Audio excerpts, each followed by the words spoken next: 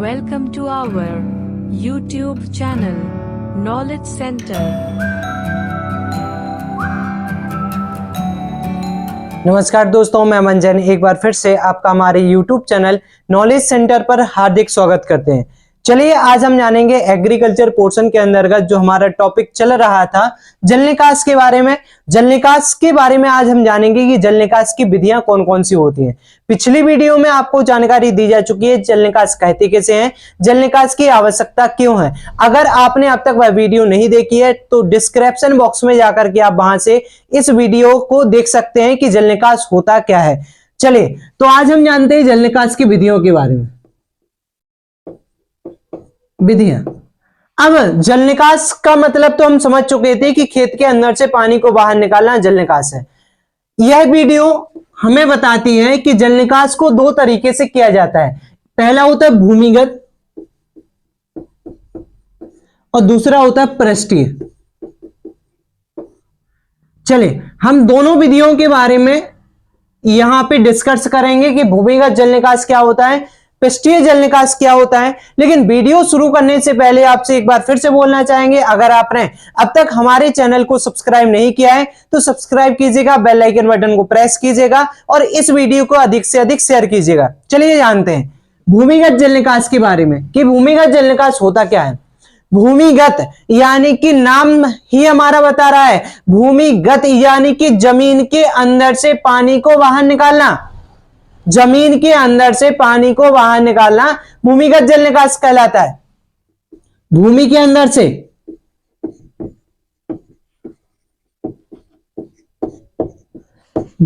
अंदर से पानी को खेत से बाहर निकालना। कैसे पानी को? अतिरिक्त पानी को बाहर निकालना भूमिगत जल निकास के अंतर्गत आता है। दूसरा हमारा है पृष्ठीय जल निकास।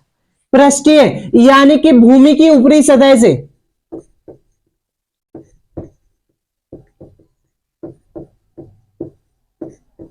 भूमि की ऊपरी सतह से खेत के अंदर जो पानी भरा हुआ है उस पानी को बाहर निकालना पृष्ठीय जल निकास कहलाता है।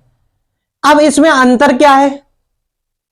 ऐसा क्या अंतर है दोनों विधियों के अंदर? दोनों के अंदर से पानी तो बाहर ही निकल रहा है, लेकिन दोनों के अंदर अंतर क्या है? अंतर की अगर बात करें तो पृष्ठीय जल निकास भारत देश के अंदर अपनाया जाता है। भारत देश के अंदर के जो किसान वर्ग है वह किसान वर्ग इतना कमजोर है, इतना आर्थिक दृष्टि से आर्थिकहीन है कि वह सिर्फ और सिर्फ अपने खेत के अंदर पृष्ठीय जल निकास का ही प्रयोग कर पाता है।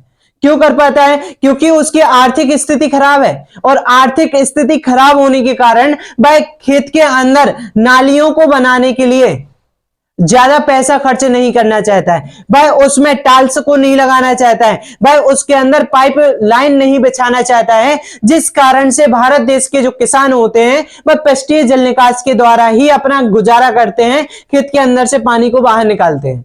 और इस विधि का उपयोग भारत देश के प्रत्येक क्षेत्र में होता है। लेकिन भूमिगत जल निकास का उपयोग भारत देश में तो होता है, लेकिन कैसे, कौन से किसान करते हैं? इसे सिर्फ और सिर्फ वही किसान कर पाते हैं जो विशिष्ट खेती को अपनाते हैं।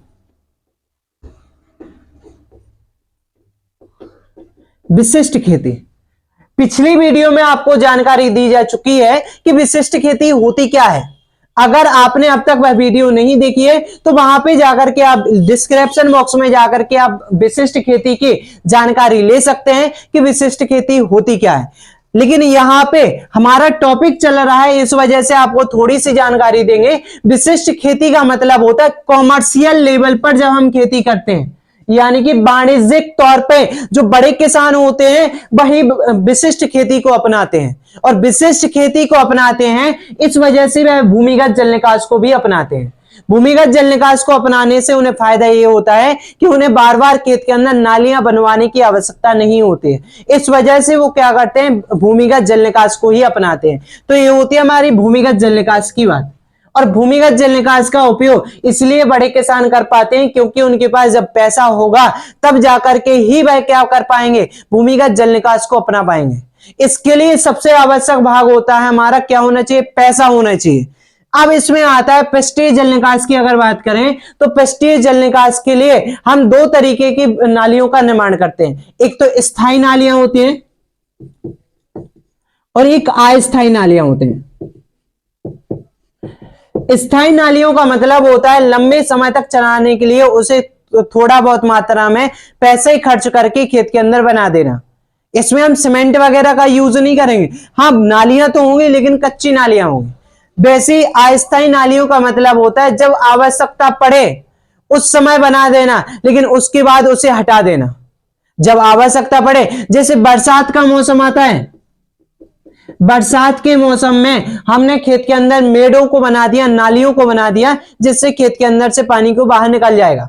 लेकिन जैसे ही बरसात का मौसम खत्म होगा तो हम उस नाली को मिटा देते हैं और हमारा खेत एक हो जाता है। तो वह होता है अस्थायी नालियां। लेकिन अस्थायी नालियों में दिक्कत ये होती है कि हमें खेत के अंदर बार बार नालियों को बनाना पड़ता है। क्यों बनाना पड़ता है? क्योंकि पानी की जब मात्रा खेत में ज्यादा होती है तो वह मेड़ जो होती है वह अपने आप ही खुल जाती है, और जब खुल जाएगी तो खेत के अंदर पानी की मात्रा अपने आप ही ज्यादा होगी, वह पानी पूरे खेत में फैल जाएगा।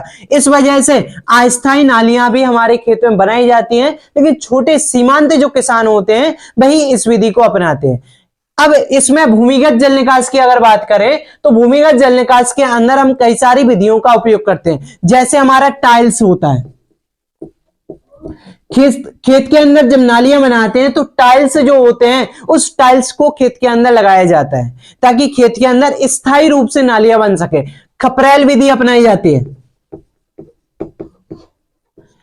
पाइप लाइन बिछाई जाती है, ठीक है।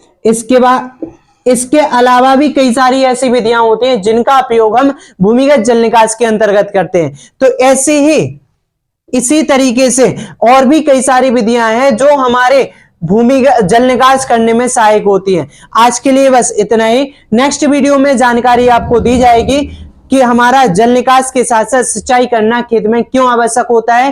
तो ऐसी ही वीडियो देखने के लिए आप हमारे चैनल को सब्सक्राइब कीजिएगा। लेकिन हाँ, एक और आपको जानकारी दे दें कि अब एग्जाम का टाइम शुरू होने वाला है। एमपी बोर्ड हो चाहे यूपी बोर्ड हो, कोई सा भी बोर्ड हो, उसमें एग्जाम टाइम अब शुरू होने वाला है। मार्च से बोर्ड एग्जाम हमारे शुरू होने वाले हैं। तो उस कंडीशन को ध्यान में रखते हुए आपको हमारे चैनल पर एक नया चेहरा देखने को मिलेगा, जिसमें आपको विज्ञान से संबंधित, साइंस से संबंधित जो हमारे सब्जेक्ट हैं वह वीडियो आपको यहाँ पे दिखाई जाएंगी।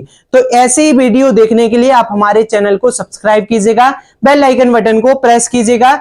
अगले जो गुरुवार है, आने वाला जो गुरुवार है, उस गुरुवार से वह वीडियो आपको वहां पे दिखेंगी। आज के लिए बस इतना ही। धन्यवाद।